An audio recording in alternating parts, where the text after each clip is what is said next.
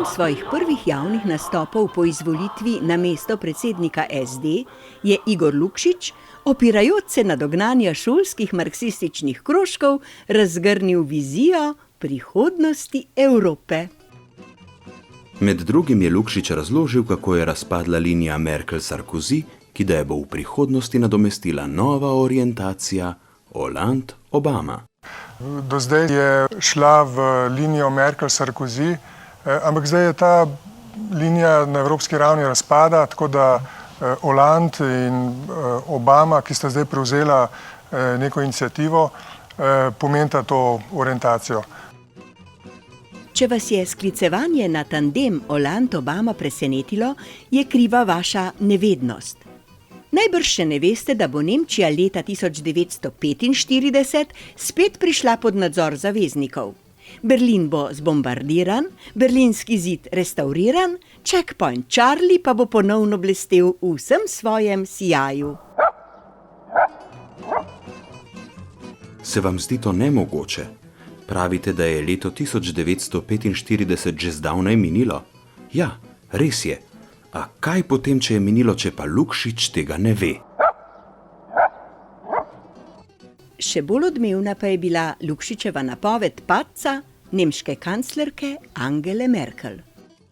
Spravi to, kar so predstavili trije vodilni socialdemokratski politiki, kandidati za vodenje vlade potem, ko bo Merklova padla, to je tisto.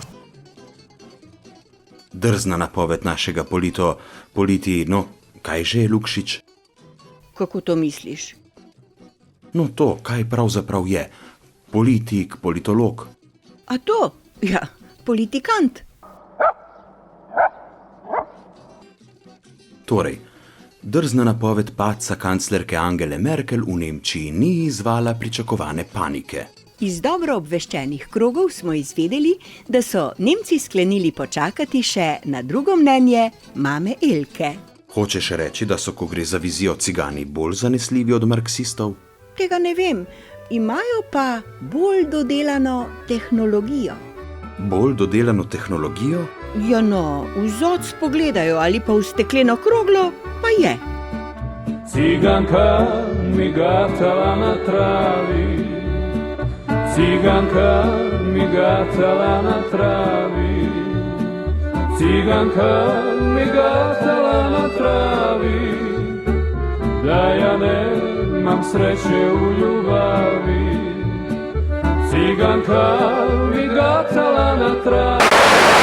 Nujno obvestilo. Nujno obvestilo. Iz Urada za naravne nesreče in politične pretrese smo pravkar dobili naslednje obvestilo.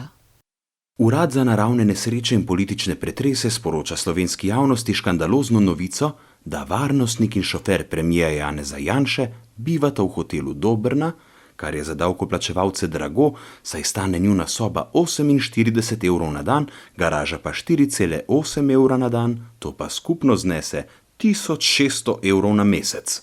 To razsipavanje si prej omenjeni krivec vseh naravnih nesreč in vseh političnih pretresov, ki so kdaj zadeli ali utegnejo še zadeti našo državo, privošči kljub temu, da bi varnostnik in voznik po ugotovitvah revije Mladina lahko mirno bivala tudi v Mladinskem domu Velenje, kjer bi v spanje na pogradu in uporaba skupne kopalnice stala samo 42 evrov na mesec.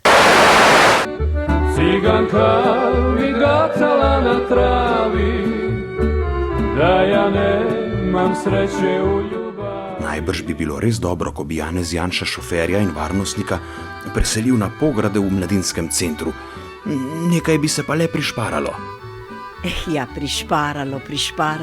To je še najmanj pomembno. Ampak, a si ti predstavljaš, kaj vse bi potem lahko rekli o tem, kako skopuški premier človekoma, ki nesebično garata za njegov blagor, ne privošči niti poštenega počitka? Saj res, in če bi Janša kdaj prenočil v Ljubljani, bi se za šoferja in varnostnika morda našel kak pograd pri Strojanovih v Rojah.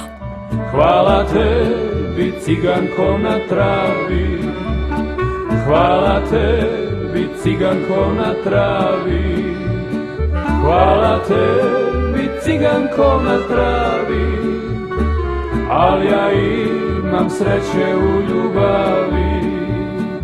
Hvala tebi, ciganko na travi, al ja imam sreće